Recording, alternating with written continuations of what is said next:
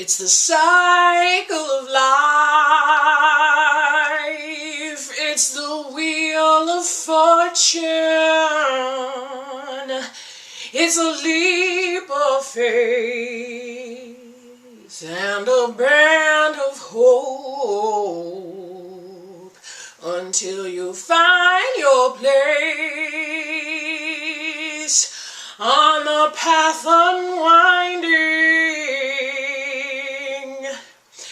It's the cycle of your business. Hey, good morning. It's Lisa from LisaRobbinYoung.com. Day 2 of our 3-day workshop. We are building your growth plan for 2018. Linda is here. Hello, Linda. Hope everything is sunny and warm where you are. It's probably not because it's starting to get cold here, but I wish you sunshine and joy anyways. Today, this morning, first session. This is a continuation of the work that we've been doing in order to help you build your growth plan for 2018. Following this process that I've developed that's coming out in my new book, Creative Freedom, How to Own Your Dreams Without Selling Your Soul, a guide to financial and personal success as a creative entrepreneur. Linda says it's a couple of degrees above freezing. I'm so sorry. Stay warm, stay warm. If you have not already gotten on the update list or you want to secure a copy of these recordings, you can do that by clicking the link in the description that will point you to the page where you can learn more about the book and all the stuff that we've been covering yesterday and today. Again, we're following this pattern that begins with the foundation of I matter, you matter, we matter. And yesterday we did all of the I stuff. Everything about you, getting all of that stuff cleared and codified. You built your definitions for success. You discovered your enoughness number and possibly your interim enoughness number if that's something that you need to keep growing in a way that's meaningful and believable for you. Today, we are going to be digging into more of the business part of the you equation, if we can go that way, because as a creative entrepreneur, your business is an extension of who you are. It's not you. You're not solely identified by your great work and what you're putting out into the world. It's more about how your business is a piece of that. Because obviously your great work is coming out of you or through you. Your hand is on it, your fingerprint is on it, but it's not all of who you are. And there are moments when your business has to stand alone, and you have to recognize that business as an independent entity. Whether or not it's making money is a whole nother question, but we need to make sure that you're clear when we're talking about you and when we're talking about your business, because those two things are not always connected. Laura is here. She's just down the road from me. Hey girl, I hope things are going well for you today. So this first session, we're gonna hit the ground running. We're talking about business life cycles. And I'm gonna pull up my notes so that I don't miss anything important.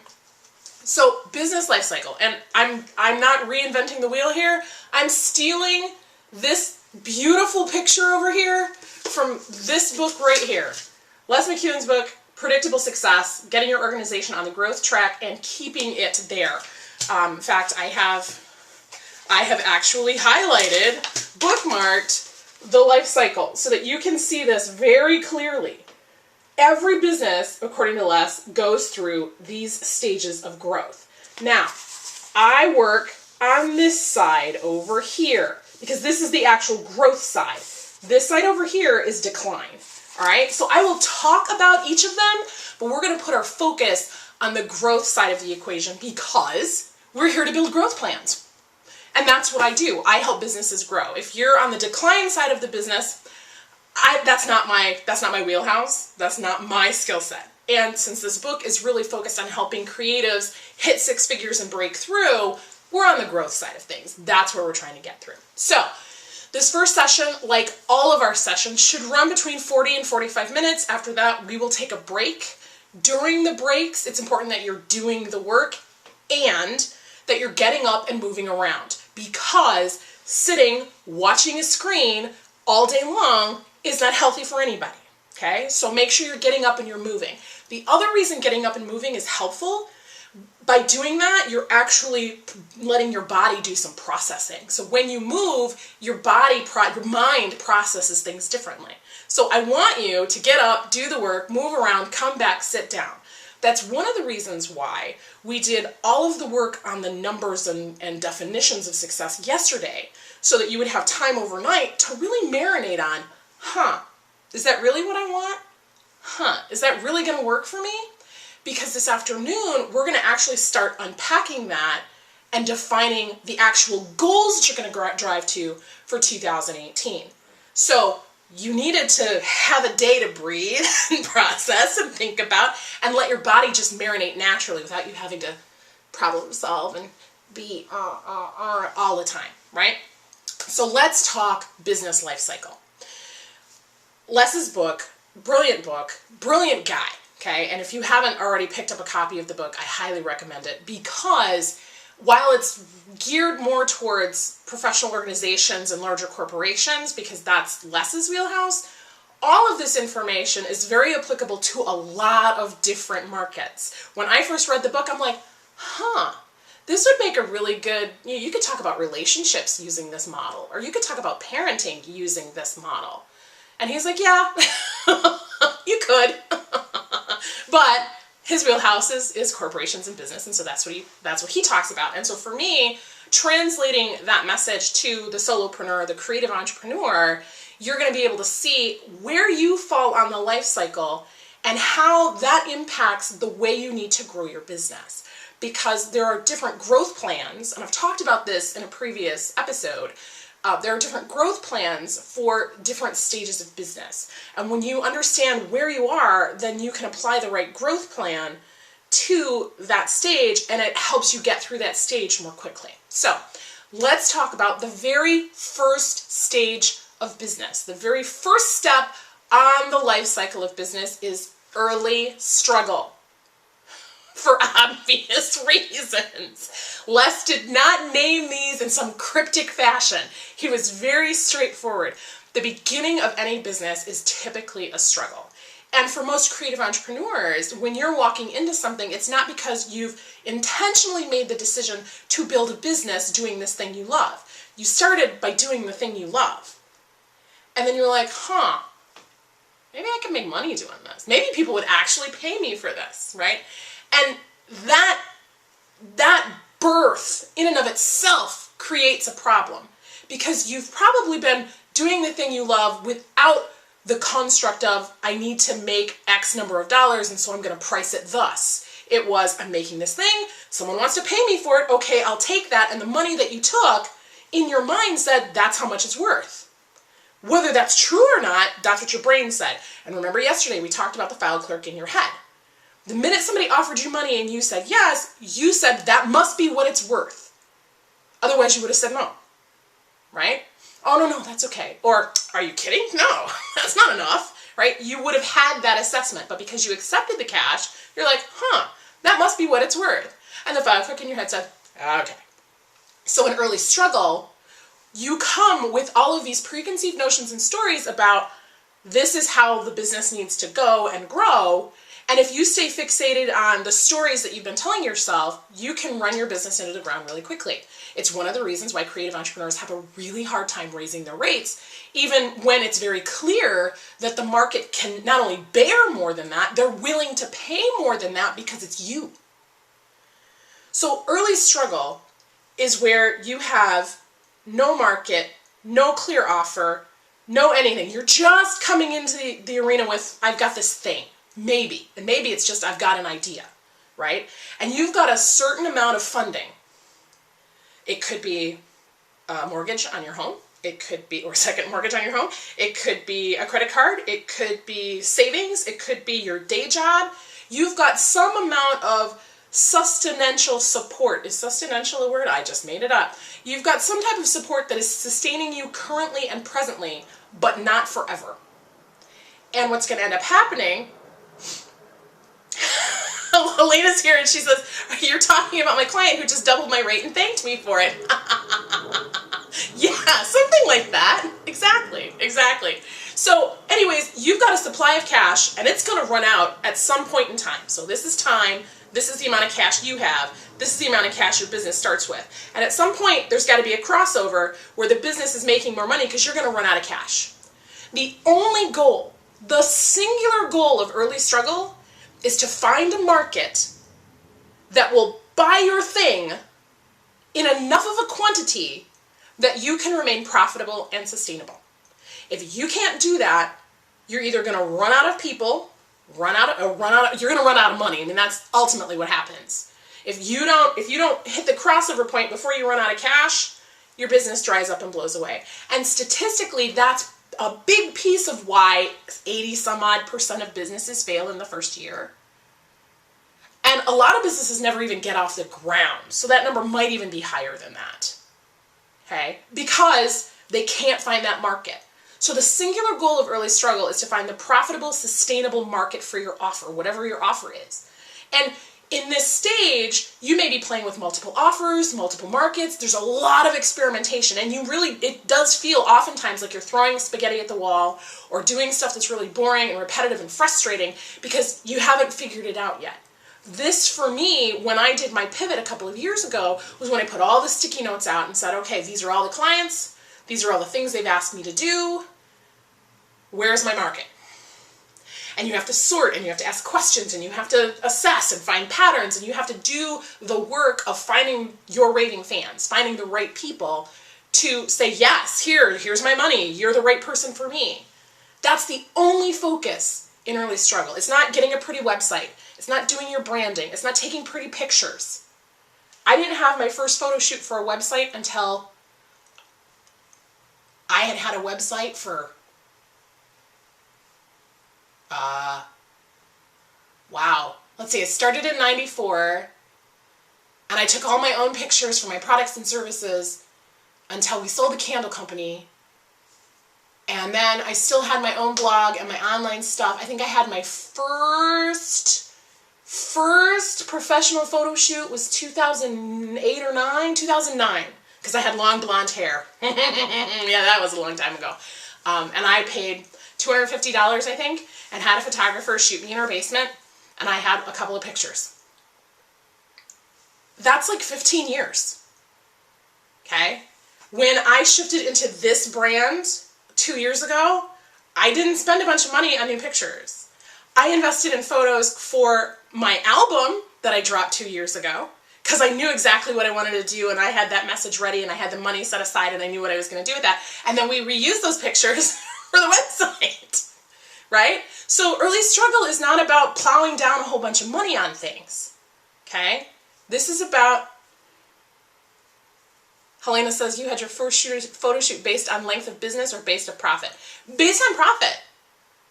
When I had a clear message and a clear market and I knew who I could serve, then I said, okay, now it's time to invest in the brand. I've got a book that's coming out that I have an audience that I know wants it. Now it's time to make that investment. Right? Now I know it's profitable for me to do that because I have a market that's paying me money.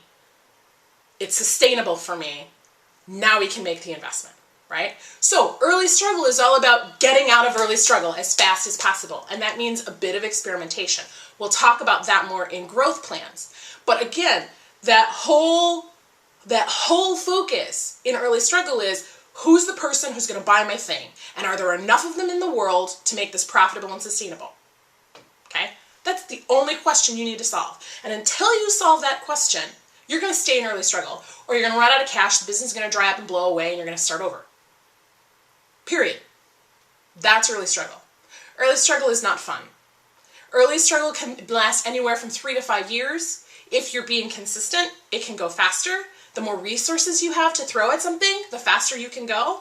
But for most creative entrepreneurs, it's just you, and it's whatever bit of change you've got in your couch. And so you're doing a lot yourself, and then you get to a saturation point where maybe you've got enough money to hire occasional help. Someone to proofread your book, or someone to, design a logo, or someone to, for a product that you're selling, not for your brand, because branding is the thing, but because you need to make something look pretty so that you can sell it, kind of a thing, right? So costs of goods, like that kind of infrastructure investment, okay? So you'll get enough money to be able to do a little of that, but most of the time it's going to be you. And so that means you have to really spend a lot of time experimenting, floating offers out, seeing who shows up. In the last 3 years, I have put 6 different offers out into the world. Some of them went very well, some of them tanked. That's just a reality. And some of them, the rest of them are kind of in the middle somewhere. That's the reality of testing your market. Like, what do they really want? What are they really going to respond to? When I floated the idea for this live event online on Facebook, I'm like, I have no idea who's going to show up.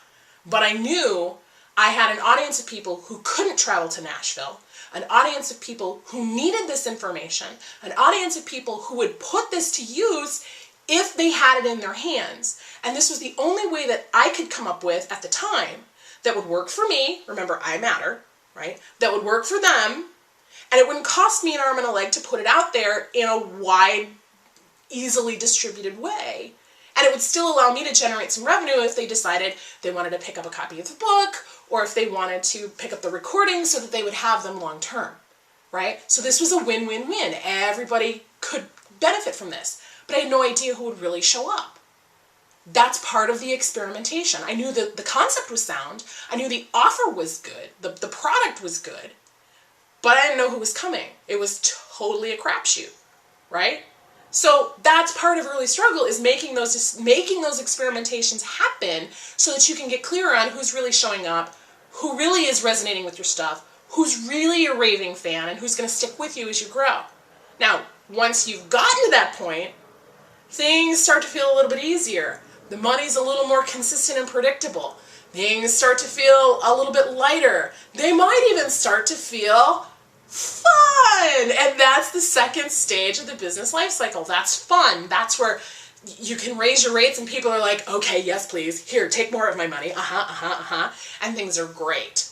Things feel awesome. You feel like you're in the zone, like all the time. You can't lose. And you'll start to know it because the cash flow will start to improve as you get to the end of early struggle. It's called late early struggle. You're like right at the tail end of early struggle, where things still feel like I'm not sure. And then boom, you'll feel this momentum shift where it's like, wow, people are buying my stuff. I'm hardly even promoting it. Other people are talking about it all the time, and the money is coming in, and I can pay all the bills, and everything feels really good. And then things continue to snowball, right? Well, what happens at this point? Because fun is fun. I don't have to spend a lot of time talking about what's great about fun. Fun is awesome. Most creative entrepreneurs will choose to stay here. This is a lifestyle business, right? It's enough to pay the bills, allow you some freedom to do what you want. You can effectively grow a very large lifestyle-based business in fun. As an example, Sir Richard Branson is a bajillionaire, okay? And his brand, the Richard Branson brand, not the Virgin brand, the Richard Branson brand is very much in fun. He does what he wants to, when he wants to. He enjoys himself quite a bit. He has lots of money. He contributes to charities. And everything is about what works for him in his life. It's very much a lifestyle brand. That's fun. Now, the downside to fun is that at some point, you're going to hit the outer edge of fun. And you're going to roll into late fun. And you're going to have to make a decision. Okay? Because if you continue to grow, your business is going to get more complex. You're going to need more systems in place. You're going to need some support team probably to keep things running. You can run a lifestyle-based business without a lot of infrastructure and stay in fun and make pretty good money without having a whole lot of people on payroll. But when things start to get more complex and you need more supports and you need more systems and processes, those are the 2 words that automatically start having chaotic shutdown. Stay with me here. You need those systems and processes to smooth things out so that things aren't chaotic, so that balls aren't being dropped, so that people aren't getting missed in emails or appointments aren't getting forgotten. Those kinds of things start to happen in late fun. And as it continues, as the complexity continues and those problems aren't resolved, you roll into the 3rd stage, which is called whitewater. Whitewater feels like early struggle, except there's money now. Whitewater feels like, oh my gosh, things are shaking apart. Stuff used to be fun, and now it sucks. Now, the difference, and I want to make sure that we're very clear on this. You can be in fun and roll into whitewater because your business has grown and gotten too complex, or you can be in fun, decide you're going to do something else, and things get hard, and you're not in whitewater, you're in early struggle again with that new thing. So I want to make sure that you're clear, because I've had some people come to me and go, oh, I'm in whitewater, and I'm like, no, you're not. 2 years ago, you made a shift. You're in early struggle again with this new thing that you've shifted to. And I know that because I experienced it myself. This is a problem for fusion creatives especially, because fusions get bored. Fusions don't want to keep doing the thing that they've always done because it's the same thing, and yeah, I know that the market likes it, but I'm bored with it and I want to do something new. And so we shift and we start doing something new, and we're not in whitewater, we're back in early struggle. The money goes away and we're basically starting from scratch again. And I've done that several times in my career before I read this book and was like, oh, that's a pattern. Lisa needs to do something about that pattern, bad pattern. Linda says, yes, we get bored. And she can't wait for that momentum shift. Yeah. The momentum shift happens when you get enough traction in your marketplace. And I'm going to tell you, 3 years. I've been banging the creative freedom drum now for about 3 years. We're about to shoot season 4 of the web series. I've been working on the book for a little more than 2 years. So 3 years is when people start to go, oh, hey, I've heard about you. Oh, hey, I know what you do, I think. Hey, you're that guy, or hey, you're that person. It can happen faster for you depending on how much visibility you're getting in the world. But if it's just you in your own little echo chamber and you're doing your work and you've got a handful of clients and you're kind of serving them, and then they start to tell other people, and you're doing your marketing and you're doing everything yourself, 3 years is about right. 5 on the outside. You've got to be willing to stick with it that long to get out of early struggle. But that also means you have to be able to finance it for that long. So you got to find that crossover point. And then you roll into fun and it's like, whew. I mean, people reach out to me now and they're like, hey, will you be on my podcast? Hey, will you be on my thing? Hey, will you do this? Hey, will you come speak at my event? Here's some money. And I'm like, all right, let's do this, right? Before it was me going, hey, do you need somebody to talk? Hey, do you need something? Hey, can I help? That energy shifts because now people know about you, right? But it takes time to get there. Linda says, people seem to know me and what I do, at least online. That's one good thing. Yes. And as your reputation spreads, that's where the ease starts to show up, because now it's not you going to get business. The business is naturally coming to you because you've established yourself as a person of interest in your market. Taylor Swift wrote songs every day for 4 years on her own as an unknown before she hit the big time. 4 years of songwriting, dinking around in, small establishments, doing her thing, trying to get herself off the ground. And then her manager said, probably one of the most brilliant things I've ever heard someone say, if you want to sell 500,000 records, you got to meet 500,000 people. What kind of effort are you putting in to generate that kind of a response, right? So we get through fun and we come up to whitewater and we have to make a decision. Do we want to scale back, simplify, and stay in fun, which is what most creative entrepreneurs are going to do because it's a lifestyle brand, it's built around us, we're the face of the company, and we like it that way? Or are we going to push forward into predictable success? Predictable success is kind of the top of the life cycle here. See, there's the top. Early struggle, fun, whitewater, predictable success. And predictable success is about scaling what's already working. It's not about doing a bunch of new stuff. It's about finding the balance between the systems and processes that have worked for you to take you, through fun and out of whitewater, and scaling up the business exponentially. So, Linda, since you're here as an artist, for example, lifestyle business is Dale Chihuly. He makes glass, he's got an organization that helps him make these beautiful glass creations, and he's got a brand that, does this kind of work, and it really all still comes back to him. Now he's making good money doing it because he's got a team and it works, but he's still chosen lifestyle, stay in fun. Kincaid, on the other hand, He went to predictable success. I'm going to make these paintings and then I'm going to mass market them and I'm going to leverage the visual aesthetic versus the intimate connection to the artist that comes from a one-off piece of work. So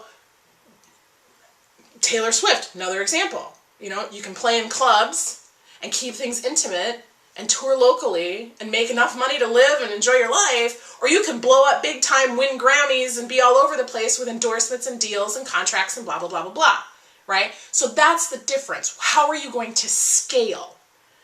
You may not want to scale. I know that Leonie Dawson recently made a very intentional decision to scale way back, step way back, because what she was doing was moving way past where she wanted to be with her business. She wanted to keep it here and close and maintain control, as most chaotics tend to want to do.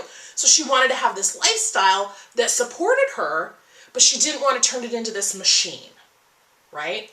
As opposed to someone like Denise Duffield-Thomas, who is building a global brand, and she has intentionally recognized, hey, I'm a chaotic, and I need to not be trying to manage all of the business stuff. I'm going to hire my husband and let him be the business manager, and he's going to run growing the enterprise. And now I've got a book deal, and now I'm speaking on stages across the country and around the world, and I'm reaching people in a different way, and I'm leveraging myself out of being the bottleneck in the business. She's moving toward predictable success. So that's the growth side of the life cycle. Now, the decline side is when things start to get too systematized. You know, we've done it this way for years, we're going to continue to do it this way, and we move into what's called treadmill. And it feels like whitewater. Things aren't working the way they used to. I don't understand why things have gotten hard, right? Well, it's because we're not being agile and responsive like we were on the growth side of things. Because the market gets savvy. The market gets mature. And you're seeing it a lot right now with people who have done, 5-day challenges and 6-figure launches off the backs of those 5-day challenges, and they're starting to see diminishing returns. They're doing the Jeff Walker style launch, and they're not getting the results that they used to get because there are more people doing it. And the market has gotten more mature. And people are going, oh yeah, I know what they're doing now. And they're not signing up, and they're not subscribing, and they're not buying because they're smarter. They're more aware. And so when you roll into treadmill, you're not paying attention that the market is paying attention. And you're like, well, it worked before. Why isn't it working now? This is really crazy. And instead of going back and looking at the issue, you double down. More systems and processes. Follow the rules. Don't step out of line. And you go into what's called the big rut. You can stay in the big rut for a very long time, just like fun. Except it doesn't feel as good. It's like, well, the money's coming in. It's not what we want it to be. But, it's better than nothing. It's okay. We're kind of stable-ish, but things keep, it's not the way it used to be. The big rut. And as you roll through the big rut, you roll into the death rattle. And the death rattle is a very clear sign. It's the death knell as far as Les is concerned. That is a very clear sign that the business, as it currently exists, is coming to an end. Now, that may mean that the business shuts down completely. It may mean that it gets sold off and somebody else buys it and turns it into something else, or it gets split apart, but the business as it currently exists is not going to exist for very much longer. So now maybe you can understand why I like to stay on this side of the growth cycle. I want to see artists staying over here where the money is good. And so often they just live and subsist in early struggle. And we've got to move them up into fun. Through whitewater and into predictable success if you're building a global brand. If you want to be an Oprah or a Virgin or a Starbucks, you want to move up into something that's scalable. So that you're not the person with your finger on everything and everything has to go through you. But in fun, you can still have a lot of creative control and independence and sovereignty and make really good money. So those are the stages of the business life cycle. And I've seen lots of different versions of this, but for me, nobody's is as articulate and well thought through and very clear and understandable like Les's is, and that's why I teach it, aside from the fact that he was a client. It's just a really sound, solid, road-tested. He's a linear. And he launched over 40 different businesses in Ireland. He was the equivalent of a CPA in Ireland, and they launched a business incubator and they launched like 40 some odd businesses. And this is the pattern that he recognized. You know, everybody starts here, and then things get really good and fun, and things feel great, and then things get hard again. And then if you can break through that, you know, you've got a Pizza Hut with a scalable model that works, that you can repeat and franchise, right? Or it doesn't, and you fall back, or you get too caught up in your systems and processes and you go the other way. So this was all based on his experience. And he was one of the people that helped me see it's a spectrum from chaotic to linear, and that linears can be very creative. They're just innovators and pattern finders, and so they don't think of themselves as creatives, but they actually are. So that's the life cycle. If you have any questions about that, please pop them into the comments, because I would love, love, love to answer them. Oh, Kalita's here. Hello. Nice to see you again. Lovely lady. Hope things are sunny where you are, because it's not sunny where Linda is. Let's see if there are any comments or questions that I need to answer here. Linda says, artists are usually a personal brand and hang around in fun. I'll probably do that too. Yeah, absolutely. Absolutely. I'm at the point now in my business where I'm enjoying fun. I'm appreciating the spaciousness of fun, and I recognize that if creative freedom is going to be my brand message for the next 5 to 10 years, it could very easily roll into predictable success if I get the right structures and supports in place. And so I will have to make a decision before I get into whitewater about which direction I want to go. And so that's one of the reasons why this year I've started bringing on a few key players with my team to see how we can function with systems and processes and delegating tasks when I'm still not huge. Because that's one of the things that happens is if you wait until things are way past fun to start doing your systems and processes, you spend a lot more time in whitewater because you're putting out fires at a much higher level than you would be if you started doing some of that stuff now while things are fun. And it may feel like overkill. It may feel like I don't even need this system. Why am I creating it? Well, you're creating it now so that when things start to get funky later, you've got a process that you can just pass off to a team member and you know that it works. And here, let's do this. And then you shrink the amount of time that you spend in whitewater because you're clear. These are my goals. This is what I'm driving towards. I'm either going to stay in fun or I'm going to move forward. And I'm going to scale up, and I'm going to need to bring these people on so that the transition is as smooth as possible. Because here's the reality. The transition doesn't look like this. Smooth, beautiful, delicious, easy. No. The transition is like as you're transitioning with processes and systems. Right now, I have an amazing VA who is learning the ropes with some of my clients, right? And it's a learning curve because each client has some things that are a little bit different, and yet the outcomes are still pretty much comparable. So it's learning how to do certain things with this client this way and doing things with this client that way. And most of the time that works out great, but occasionally something isn't quite right. We need to tweak the process so that it's right next time. Oh, something here changed because the platform changed and we didn't know it. Well, now we got to make that change and then we can move forward. So that's the reality of instituting systems and processes. You might as well start now when you're smaller and more agile so that when you're ready to move, when things start to blow up on you in a good way, you can navigate that with much more ease because you're like, oh, I've been here. I got a process for that. I know how to get this done. And most creatives, especially chaotics, won't do that because they're like, well, I don't need a process. It's all up here. Well, the problem with it all being up here is that nobody else can help you. And a lot of chaotics go, well, if I take it out of here, then what's my value? You know, what if they steal it? What if they run away with it? Yeah, that happens occasionally, but it's like the 1%. It's more about once you get it out of here and you get it on paper, then you can pass that off to somebody else and let them do it so that you can go do more of your higher level work. You know, if you're a creator, if you're a painter and creating is your thing, if you get the systems and the processes for like social media management out of your head and onto paper, then you can hire a VA to take all of the images that you've created of your work that is in digital form and have them do the campaigns for you and have them schedule your tweets and your posts and all of that stuff so that you can stay focused on creating and connecting with potential buyers because that's your zone of genius. You need to be making your great work, you need to be reaching more of the right people who want to buy that great work, not handling the day-to-day minutia. Now, that said, I know that you can't just wave a magic wand and miraculously be able to afford all of that.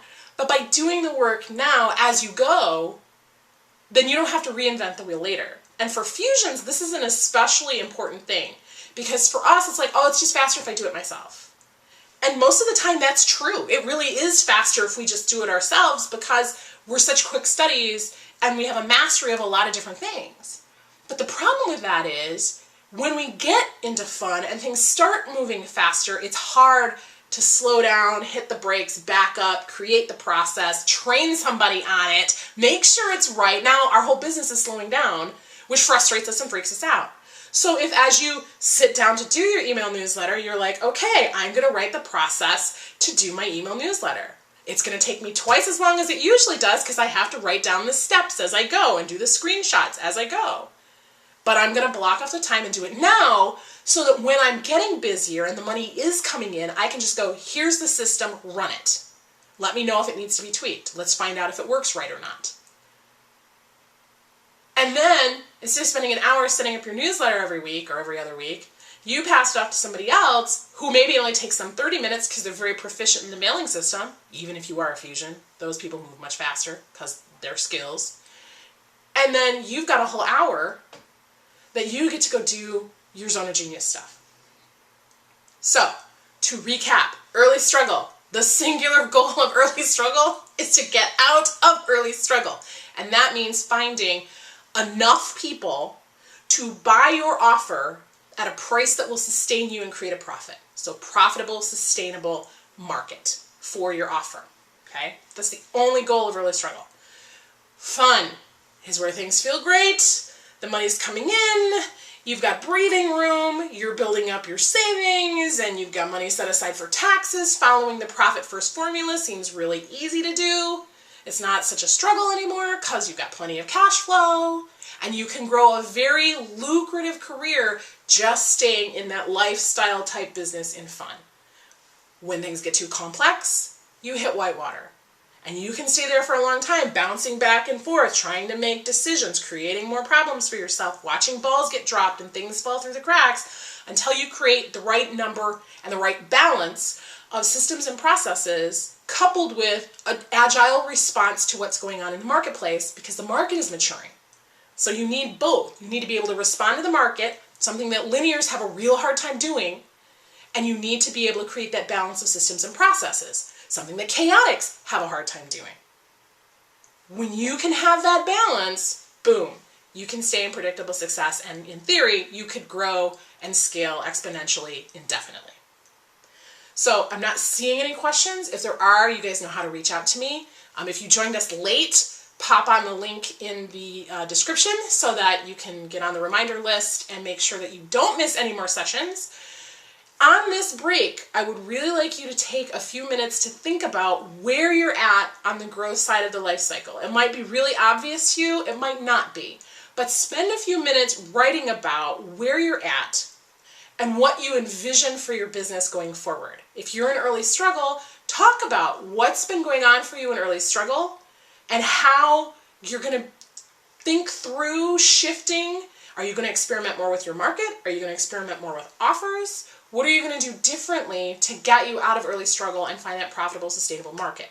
If you're in fun, think about, okay, things are going well now, and what happens when things start falling through the cracks? What systems and processes do I need to start putting in place now so that I can either stay in fun or move through whitewater more rapidly and get to predictable success? Do I want to scale up? Do I not want to scale up?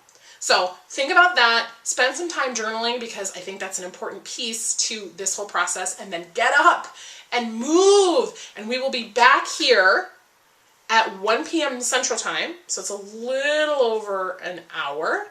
And oh, Helena says, I'm in the fun stage, right? But I struggle there a bit. What do I do with that information? Okay, so Helena, I would say you're probably in late early struggle or early fun. You're like right on the cusp, because you still have this kind of thing going on with your income, and yet the business itself is profitable.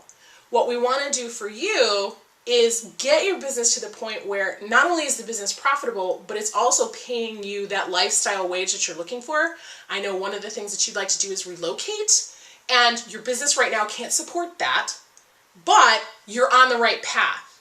You have a handful of systems in place that are supporting the business where it's at right now, and you're willing to make the shifting in your pricing and in your market to make sure that you're reaching the right people and bringing in that revenue. Because we're still tweaking your market a little bit, that's what has me saying we're probably still at the very tail end of early struggle, rolling right into the beginning of fun. The good news is, as soon as we nail that, and I think with this client that you just assigned, we're getting some real clarity. Once we nail that, then it becomes fun. And then it's, all of that pressure that you've been feeling is like, oh my gosh, this feels great, right? So I hope that answers your question. If you have more, you know how to find me. Yes, Linda, I've recorded some of my processes, but there are more to record. Yes, for sure. And now's the time so that when you're ready to pass it off, it's already done. It's already ready already, so to speak. So spend a few minutes documenting what's going on. Post your questions if you've got them. We will be back here in about an hour and 20 minutes. Is that right? 12 to 1. Yes, 1 o'clock Eastern. I will see you then.